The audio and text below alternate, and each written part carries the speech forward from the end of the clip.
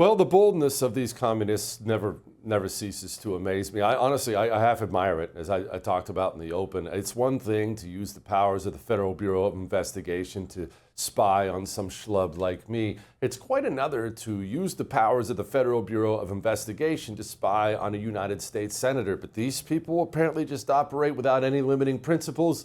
And that has us at a very, very dangerous place. One of the people who was spied on is our friend, great senator from the state of Wisconsin, Senator Ron Johnson. Senator, takes some guts to spy on you, but apparently they did it. Well, it takes a lot of brazen attitude. That's who these guys are. You know, they quest for power. They'll do anything to obtain it and to hang on to it. But no, this is a really outrageous violation of the separation of powers here. It just shows you how unrestrained they are. It's important to note that, by the way, this information on this didn't just happen or didn't come to us because of the current FBI digging its files and everybody on board to try and clean house. This is simply because the individual, the agent who got these records in the first place, was reapplying for recertification to this particular task. The cellular analysis something team, a survey team. And so this person was wanted to be recertified, and so this was basically a brag sheet. This was something this individual put in their application as an accomplishment. Look at I got these phone records from these 9 members of Congress. So the reason I'm pointing that out is the task that Kash Patel, Dan Bongino, Pam Bondi have trying to get some measure of control over these rogue agencies. They are populated today. They are burrowed in. There are members of Jack Smith's Arctic Frost team still employed. Again, are they covering this stuff up? I mean, Kash Patel, he doesn't know where all the documents are hidden. It should outrage every American. Unfortunately, half America will just shrug, or if anything, well, should have got more. We're in a dangerous place in this country right now. Senator, can you tell us the details? What exactly did they do? Were they tracking everyone you talked to, texted? Were they listening to it? What exactly did the Federal Bureau of Investigation do to a United States senator? So using grand jury, they got, I believe, an administrative subpoena for our phone records from January 4th through January 7th, 2021, the days surrounding January 6th. Now, it's important to understand the timeline here, though. They raided Mar-a-Lago in August 2022. Jack Smith was then appointed later on. He announced indictments for Trump, I think, in August of 2023.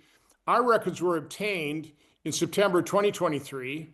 And then, interestingly enough, Deputy Attorney General Lisa Monaco in November changed the guidelines on how to obtain these records. So again, I can infer from that somebody up the chain saw this. Now, they didn't come clean. They didn't notify us of the constitutional violation, but they changed the guidelines because they realized, ooh, this is probably a problem here. But again, either this agent was just so ignorant of the separation of powers, or the attitude is so cavalier within the agency that just no big deal obtaining the phone records of 9 members of Congress. I think it's probably the latter. Senator, where do we go from here? And I know you and I have talked about this before, and you are limited in what you can do. I understand that, but this can't be another resignation. It can't be another furlough, laid off. So the person goes off and makes $1 million a year working private security on Wall Street somewhere. People have to go to prison for these violations, or these animals will never stop. They'll just do all this again and again and again. Who's going to prison? So we need to understand, again, right now we know very little about this. Again, we know how they found out about it. Again, it's not because of the criminals inside the Department of Justice and Federal Bureau of Investigation. The partisan leftists, voluntarily came through and confessed their crimes. We are going to need Kash Patel, Dan Bongino, Pam Bondi to fully undertake an internal investigation and expose all this, and then turn it over to Congress. I'm a little concerned about calls for a special counsel or a formal criminal investigation. My experience in correctional oversight is once that happens, we never get the documents. because, oh, we have an active investigation. I mean, listen, I sympathize with Pam Bondi, but you heard her in testimony today. She couldn't answer any questions because it's being looked into. So from my standpoint, do a quick internal search for all these records, turn them over to Senator Grassley and myself. He's chairman of Judiciary. I'm chairman of the Permanent Subcommittee Investigation. This is all within the requested documents we've had for Arctic frost. That really, those requests have been out there for 9 months. Again, I'm not blaming Cash and Pam. They are overwhelmed with cleaning up the messes left by Democrats, and they're having a very difficult time staffing their organizations. A bunch of leftists quit. They couldn't serve in the Trump administration. They had to terminate some. And then because of the lawfare against people like Judge Troupas, who are there bankrupting with lawfare, a lot of people are pretty reluctant to, well, I'd like to serve in this administration, but I got student loans to pay off. I don't want to be subject to the radical left lawfare against me for just serving the president of the United States. So again, the left is relentless. Their partisans burrowed into these agencies permanently until they are discovered and terminated. This is a huge challenge for this administration, trying to get some semblance of control over their own agencies. Senator, before I let you go, we obviously have to ask about the shutdown. Now, as you and I have already discussed, I'm in no big hurry to open things back up, but I understand some may be. Where is this whole process? How long do you think these people are going to hold that? What's going on? Well, I kind of heard this noon. I guess they're having some big No Kings protest on Sunday.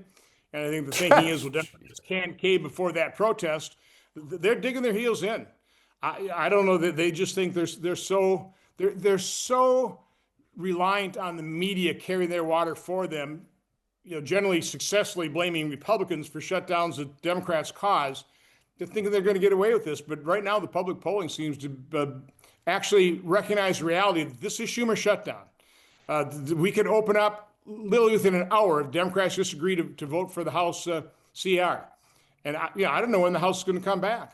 I don't think they're going to make this easy on Democrats at all. So I think the pressure will build. Checks won't go out to military. WIC programs start going to run out of funds. SNAP programs, same thing. So all these programs that Democrats feel are just vital, they're the ones they're shutting them down. They're the ones preventing people from getting paychecks. So again, it's somewhat good news that I think 65% of Americans think that Democrats ought to vote for the clean CR. Senator, hang in there. I appreciate it. I would thank you for coming to my YouTube channel, but I know how brilliant it is, and I know you love it here. So subscribe and watch. We're going to start really ramping things up and putting some funny stuff, some interesting stuff out there, some collaborations. Either way, my YouTube channel is officially the place to be. So stick around.